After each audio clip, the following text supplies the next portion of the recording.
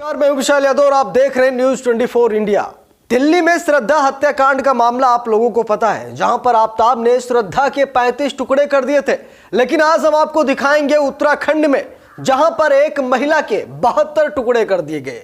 बिल्कुल आप सही सुन रहे हैं, श्रद्धा के 35 टुकड़े हुए तो पूरे देश में ब्रेकिंग न्यूज बन गई। लेकिन उत्तराखंड की इस महिला के 72 टुकड़े कर दिए गए। सोचिए, अगर हम हाथ, पैर, सर या फिर कुछ ऐसे पार्ट्स काटते हैं फिर भी 72 टुकड़े नहीं होंगे। अब आप लोग समझ सकते हैं कि 2-2 सेंटीमीटर, 1-1 सेंटीमीटर, 2-2, 4-4 इंच बॉडी के पार्ट्स को काटा गया और इसी को मिलाकर 72 टुकड़े किए गए। और उत्तराखंड, जिसे हम देवों की भूमि कहते हैं, वहां पर राक्षसों ने किस तरीके से तांडव मचाया है, आज आप लोगों को यह जानकारी जरूर ले लेनी चाहिए। बता दूं आपको, श्रद्धा से भी खौफनाक है देहरादून का यह मर्डर केस।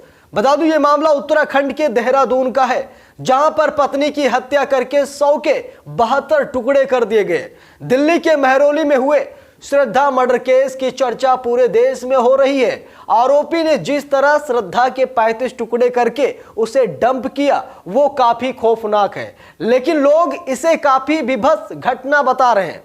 पर इस केस ने देहरादून के चर्चित अनुपमा गुलाटी हत्याकांड की याद दिला दी है। देहरादून की शांतदून घाटी में 17 अक्टूबर 2010 को श्रद्धा से ज्यादा खौफनाक वारदात हुई थी। इस घटना ने पूरे देश को झकझोर कर रख दिया था। इस केस में अनुपमा के पति राजेश ने उसकी हत्या करने के बाद 100 के 72 टुकड़े कर दिए थे। इसके बाद वो एक एक टुकड़े को ठिकाने लगाता था। वहीं अनुपमा के परिवार वालों को जब काफी दिनों तक उसकी कोई खोज खबर नहीं मिली, तो अनुपमा का भाई सूरज 12 दिसंबर 2010 को दिल्ली से देहरादून पहुंचा। वहां जाने के बाद उसे बहन की हत्या का पता चला। इसके बाद पुलिस को सूचना भी दी गई। पुलिस ने आरोपी को गिरफ्तार कर लिया। 2011 में इस प्रकरण में देहरादून पुलिस ने कोर्ट में चार्जशीट दाखिल की थी। दिल्ली की रहने वाली अनुपमा ने राजेश गुलाटी से 1999 में लव मैरिज की थी। राजेश पेशे से सॉफ्टवेयर इंजीनियर था। शादी के बाद दोनों वर्ष 2000 में अमेरिका चले गए थे। वहां से 6 साल बाद भारत वापस आकर देहरादून के प्रकाश नगर में अपने 2 बच्चों के साथ सेटल हो गए थे। भारत लौटने के बाद से दोनों के बीच झगड़े होने लगे थे। हत्या वाले दिन भी दोनों के बीच झगड़ा ही हुआ था। इस दौरान अनुपमा का सिर बेड के कोने से टकरा गया।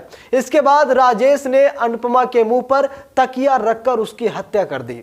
पुलिस ने जब राजेश से पूछताछ की तो पता यह चला कि एक हॉलीवुड फिल्म देखकर उसने अनुपमा की हत्या का प्लान बनाया था।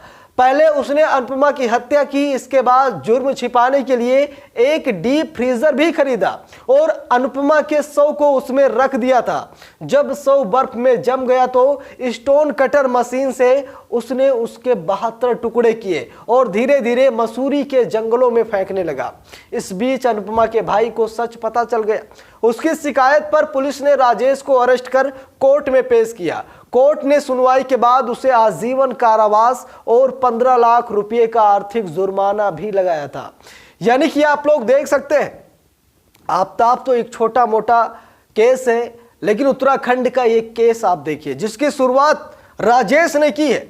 उत्तराखंड के राजेश ने अपनी पत्नी अनुपमा को किस तरीके से मारकर उसके 72 टुकड़े कर दिए। और उसने भी एक हॉलीवुड फिल्म देखी थी। जैसे आफताब ने कहा कि मैंने भी एक हॉलीवुड फिल्म देखकर श्रद्धा की हत्या की और उसके टुकड़ों को रोज फेंकता रहा। लेकिन 2010 में यह घटना पहले ही हो चुकी है।